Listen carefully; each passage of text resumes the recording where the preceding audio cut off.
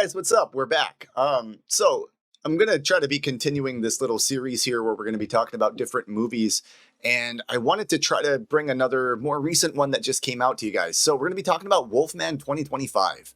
I just purchased this one off Amazon Prime or Prime Video to be specific, just so that I could give it a watch because it's still a relatively new movie.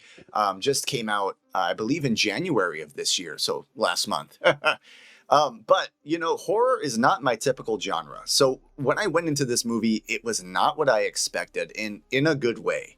The movie kind of takes place in this setting, in this scene where you're just like in a forest and kind of sharing this monumental bond between father and son, right? And I really like that build in the beginning of the movie where these two characters, I don't know if you guys are familiar with The Walking Dead at all, but this dad, like, he kind of reminds me of Kenny. Like, dude is so loving, so overprotective, like super aggressive, and he's just teaching his son, like the basics of living alone in this forest, in these woods. And the whole beginning of the movie, right, is the introduction of the dad trying to protect his son from this Wolfman. And the premise of the movie, of course, if you guys haven't watched it yet, obvious spoilers coming, is that there's a wolf in these forests where it will kill you and hunt you at night. And if you get scratched, bit, whatever, become infected with its blood and don't die, you will become a wolf. And it's so cool because I recently, or not recently, but a while back, I played a game called The Quarry. And I really enjoyed that game because it had a very similar premise with kind of like a wolf curse.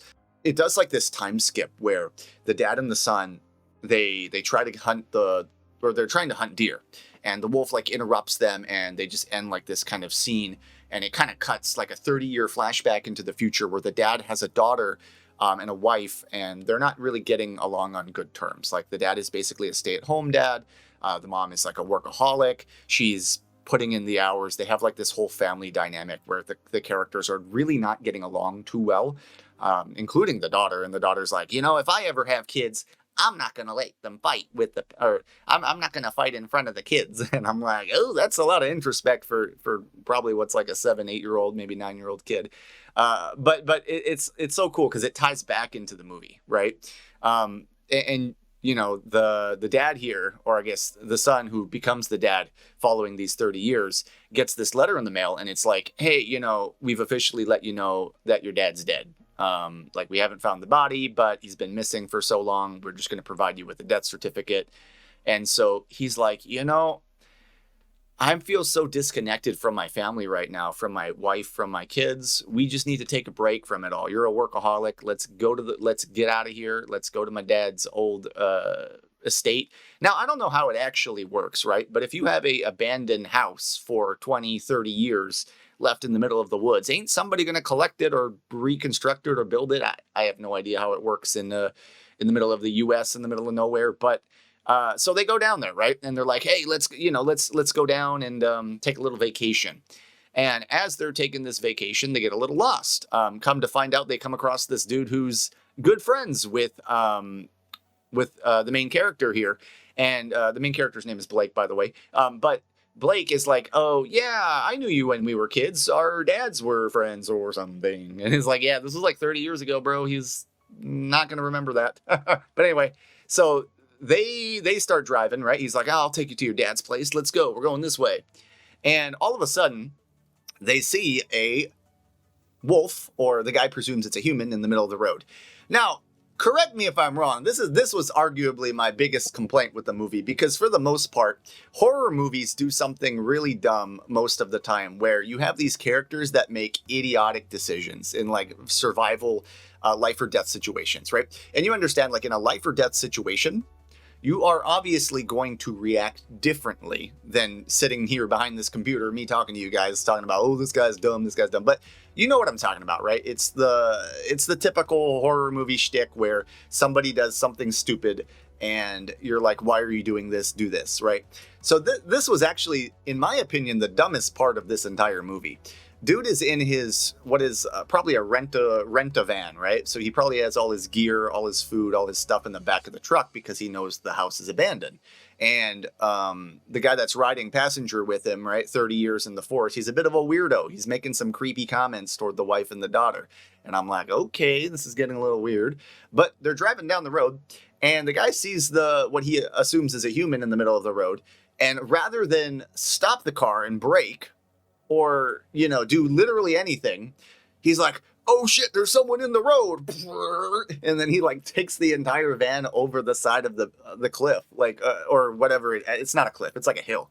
So he, in my opinion, right, if I got my wife and my daughter in this car and I'm driving late at night and somebody's standing in the middle of the road, you could be the president of the United States. I'm running you over. There is no way I'm taking the wheel and turning it 360 degrees and throwing myself over a hill or over a cliff just to potentially save some dumbass that's standing in the middle of the street. Like, I'm sorry, like that was the only moment of the movie where it felt a little unrealistic, right? But fair enough. The dude is very nice, very genuine. He's a very good, humble, loving father and character. So he tries to spin out of the way to avoid hitting this man. We assume it's a man, right, at this point in the movie, and you can't tell otherwise as the viewer. So he spins. Truck goes, and it falls on a tree. And now they're like, okay, we're gonna die if this tree breaks under the weight of the truck. So the dude like lifts his daughter, he lifts the wife. The guy that was catching passenger side with him, he's like, oh, screw this, I'm out. He unbuckles his seatbelt, he drops. Bro like breaks his leg or something, and of course he's the first one dead, right? That's another thing that I thought was kind of interesting about this movie. This movie, I believe, has a total of 5 characters, maybe 6 technically, but you literally have the wife, the husband Blake, the daughter, the dad, this extra dude, and I can't even like trying to remember if there's even a 6th character in this mix. There might have been a couple of extras, like with a couple of one-liners, but like, oh yeah, the dude on the phone. Like, there's so few characters in this movie that like you build the emotions really quick with them, right? So the dude drops to the ground, and he's like, oh yeah, I'm hit, and we're seeing like, and I'm just like, you're done. So we see him like get slashed out, and his chest just like it gets ripped, and I'm like, okay, that's it, he's cooked. And they make it back to the building. Like, it's cool. It works out in the sense that everybody gets away okay, and they're running. And but there's something very important that happens in this whole sequence with the truck. The dude gets slashed on the actual arm, right? And now I'm like, uh-oh. Like, he got slashed. So they go back to the house because they know that this thing is afraid of a light, or it's never quite clearly explained. Because again, I know they've made several renditions of this movie. I've never read any book or watched any prior movie, so I'm coming in as a kind of blind viewer to this universe, if you will. They never clearly explain the specifics of the disease or whatever kind of condition. From my understanding and how I would explain it to you as a viewer, it just appears that as if it's kind of like a zombie situation, right? You get bit, you get scratched, you get cut. You eventually turn infected and turn into said monster. But you don't gain any superpowers. You don't gain any supernatural healing. If you die, you die. Your wounds are natural and realistic in terms of what you can take. So that all felt very on par to me, which is cool because in a horror movie, it's not always realistic in that sense. So the character is now in the building, in the dad's house with the family, right? And they're kind of just like struggling here to survive. And the dude is getting like sicker and sicker and sicker. And this is all happening in the span of a few hours because the entire movie, outside of that initial time jump, I believe takes place all in the same day, which is pretty cool. Again, it's pretty awesome. So the dude's sitting here getting sick, right? Because he's scratched and they assume like, oh, it's just bleeding or, oh, it's just this and that.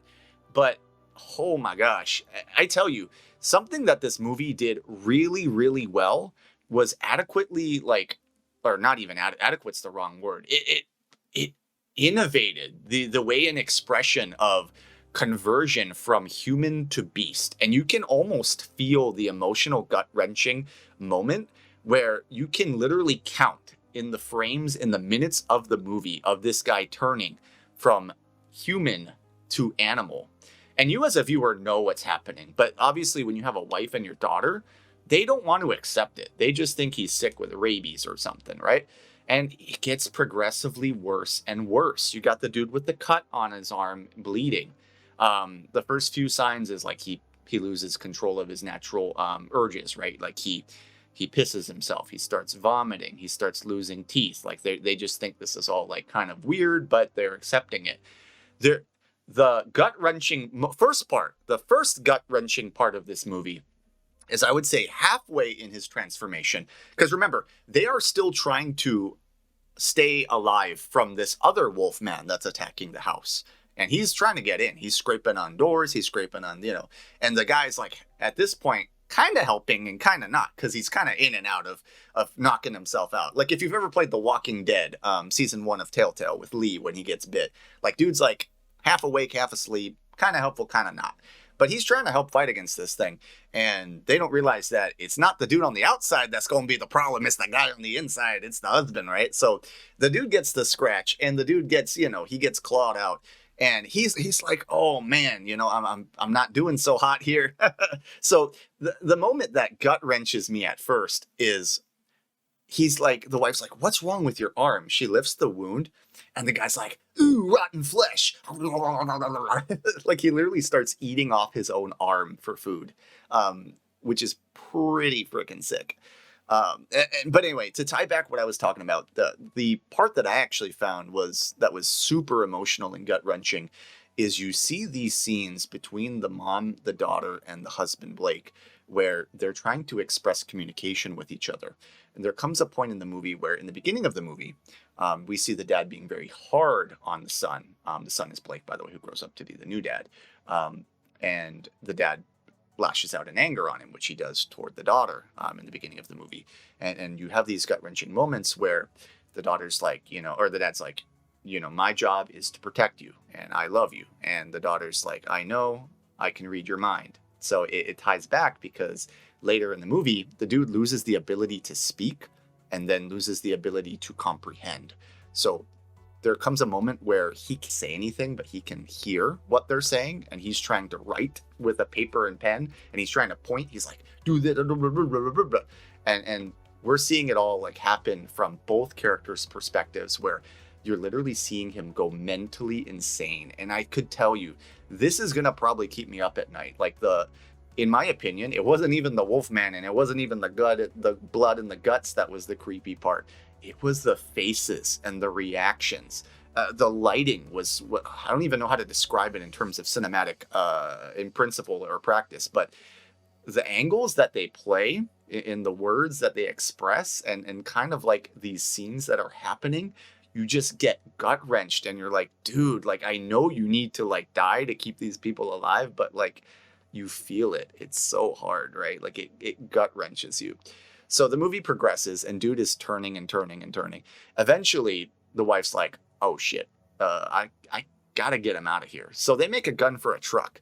They go for the truck, they fail, and then I'm like, all right, it's leading up to the Wolfman v. Wolfman fight. And they do go at it, and it's pretty freaking cool. The guy eats his finger, spits it out, and they go like all at it. Now, granted, first Wolfman's way older, right? But we're still talking Wolfman. So yes, he's older, but he's stronger because this guy is not only critically injured from all these other injuries that he's had, but he's still not full wolf. So they're having like an actual tussle. And they're getting stabbed and poked and hammered, and it still feels very realistic. Like, I feel like if you were to do these things to an actual wolf, you wouldn't kill them, right? Like, these guys are going at it hard. Eventually, Blake, who is the husband, does kill the original Wolfman. And I predicted the plot twist to be what it would be, but it still hit me hard. He kills the other Wolfman by ripping out his throat, and then you see the dad's arm with the tattoo.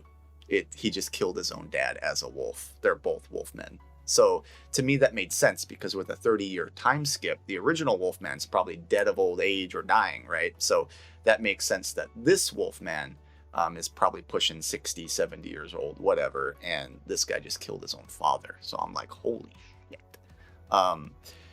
Yeah, so he kills his own dad, right? And now they're like, damn, we got to get out of here. So they're running, and the dude makes a full conversion to wolf at this point, and now he's trying to kill his own family.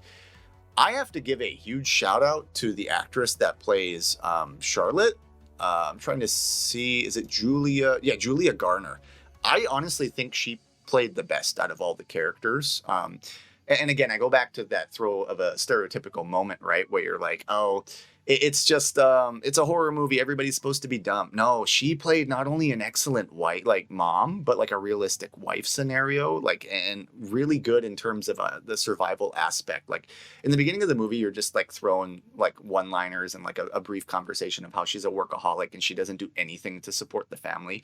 And toward this like middle end of the movie, you're kind of like, oh shit, she has to step it up because you got like an 8-year-old girl that, and this dude's like not cooperating. He's gonna die, and you got this wolf trying to claw at your ass. And she does an excellent job in being able to not only deter that, but being able to like get the family out of this damn situation. The other gross part of this movie, and I saw it coming too, but I absolutely loved it right after it happened. Dude gets his foot caught in a bear trap. And I'm like, all right, there's one way a wolf is getting out of a bear trap. He eats his own leg. And now I'm like, okay, but how are they not running fast enough to get away from this dude? He goes on one knee, one leg, and 2 arms, and he goes, and he's clawing after these guys. And one thing that I thought was excellent, and the reason I can't give this a 10 out of 10, I have to give it like a 9, maybe 9.5, because it was an excellent film. Do not get me wrong. The reason why it was so excellent, I also feel like, is the takeaway of why I can't give it a perfect score, is every moment tied back to the beginning of the film in the closure and conclusion of the film, to the degree where even as someone like myself, who's just a random spectator, random viewer to this movie, I predicted everything that was going to happen as it was lining up. And that does not take away from the experience at all, but I feel like you could have thrown in a couple more curveballs here to maybe hit it a little bit harder. But that's honestly the biggest complaint that I have, is I feel like the movie was very predictable, but predictability doesn't necessarily take away from the quality of the film. So I feel like if you guys haven't watched this, if you're listening to me rant about it, you definitely need to, because as someone that doesn't typically like horror movies, but I do love like the survival aspect of a film, I feel like this was a very well constructed movie, and unfortunately I don't think it did very well in the box office. So I'm really hoping you guys give it a chance. But it ties back so well, because in the beginning of the movie, you have the son and you have the dad, and you have this wolf that's climbing to this top of the tower trying to knock him out. The dad's trying to, describe the beauty of nature, the beauty of life, and it goes back toward the end, and you have the mom and the daughter. And it almost makes you wonder and makes you think, what if there's another time skip down the line where the daughter has a kid, they come back, and the Wolfman returns. They didn't ever hint toward a sequel or another movie at all during this film, but you can't help but wonder and think that it could be a possibility later down the line, right? But if I'm the daughter, I'm like, I'm never going back to this forest again, let alone this damn state. I'm getting out of here. But anyway, I hope you guys enjoyed this kind of review documentation, a little bit of a storyboard of The Wolfman from 2025. This one was a bit longer than the last video that I just did on the Hulk and Captain America Captain America movie that I just did last night. But I'm really having a lot of fun doing these, and I hope you guys are too. So if this is the type of content you guys enjoy or want to see more of, please do let me know. I do have to make another video addressing why I'm going to be taking a break from the Catan scene for a while, and actually all board games in general for the most part. So I'm kind of using this as my other main passion. Movies and music are probably my other 2 biggest things going on in my life right now, now that I've lost my job and my work, and I don't have a whole lot of personal connection left to tie back to board games. But I'm just going to be taking a undisclosed period of time and break from that. So hope in the meantime that you guys actually do enjoy this type of movie content. And I'm looking to, of course, learn how to edit my own videos and do basic things as we continue. And yeah, that's going to be it for me. I really do appreciate you guys listening to me rant. I absolutely love this film. And, and I do hope that if they make another one, because I think they have made several, it's a part of something known as a dark universe, which they tie back other movies to it, I guess, eventually. I got to give it a run now for its money, man. And I do think it's going to be awesome. So as always, if you guys enjoyed the content, do let me know. Thank you again for listening to me rant. And as always, take care, guys. God bless.